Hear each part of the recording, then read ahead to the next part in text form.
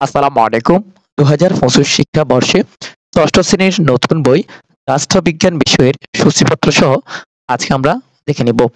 সূচিপত্র ৩ ভাগ ভাগ করেছে ক বিভাগ।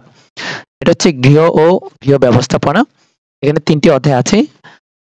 গৃহ পরিবারের প্রাথমিক ধারণা, গৃহের পরিষ্কার পরিচ্ছন্নতা, গৃহ ব্যবস্থাপনা। খ বিভাগে আছে ৪ টি অধ্যায়। নাম হচ্ছে শিশু বিকাশ ও পারিবারিক সম্পর্ক।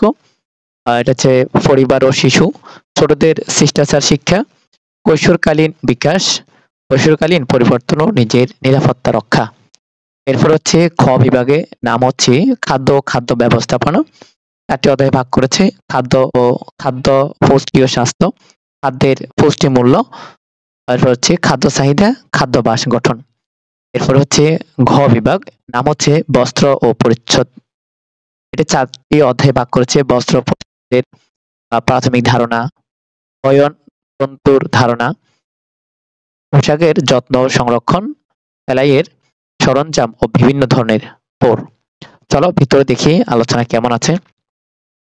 ক বিভাগের নাম হচ্ছে গৃহ ও গৃহ আলোচনা করেছে ঘর আর কি, গৃহ মানে ঘর।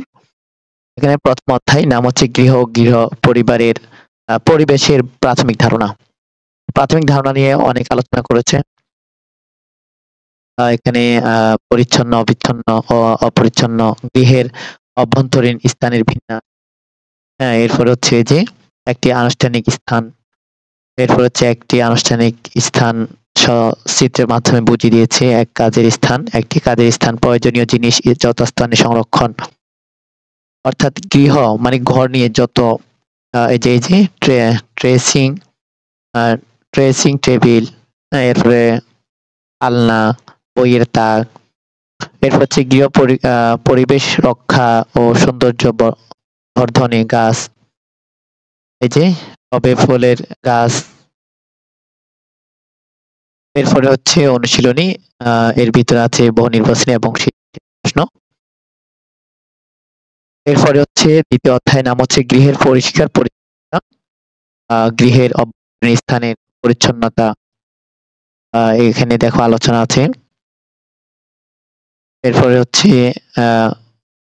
বহিরাঙ্গনের পরিষ্কার পরিচ্ছন্নতা। এরপরে এখানে দেখো অধ্যায় অনুশীলনী ও নির্বাচনী প্রশ্ন এবং সৃজনশীল প্রশ্ন। এরপর অধ্যায় নাম হচ্ছে গৃহ ব্যবস্থাপনার ধারণা। এরপরে মূল্যায়ন নিয়ে ৪টি ধাপে ভাগ করেছে। গৃহ ব্যবস্থাপনার পরিকল্পনার গুরুত্ব।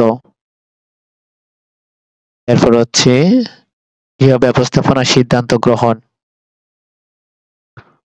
এরপরে হচ্ছে অনুশীলনী, এর ভিতরে আছে বহু নির্বাচনী প্রশ্ন এবং সৃজনশীল প্রশ্ন। এরপরে খ বিভাগ, নাম হচ্ছে শিশু বিকাশ ও পারিবারিক সম্পর্ক। এটার মধ্যে প্রথম অধ্যায়, অর্থাৎ খ বিভাগের প্রথম অধ্যায় নাম হচ্ছে চতুর্থ অধ্যায়। এর নাম হচ্ছে পরিবার ও শিশু। পরিবার ও পরিবারের প্রকারভেদ নিয়ে আলোচনা করেছে এখানে। যৌথ পরিবার, একক পরিবার, এর বিভিন্ন বয়সের শিশুর বৈশিষ্ট্য,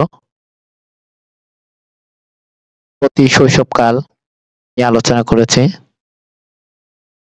এরপরে প্রারম্ভিক শৈশব, কথোপকথন, মধ্য শৈশব। এরপরে অনুশীলনী, এর ভিতরে আছে বহু নির্বাচনী এবং সৃজনশীল প্রশ্ন। এরপরে পঞ্চম অধ্যায় নাম হচ্ছে ছোটদের শিষ্টাচার শিক্ষা। এখানে দেখো আলোচনা আছে বয়োজ্যেষ্ঠদের প্রতি শ্রদ্ধা ও শিক্ষকের প্রতি সম্মান। শিক্ষকের প্রতি সম্মান, সমবয়সীদের আচরণ, দায়িত্ব, স্নেহ।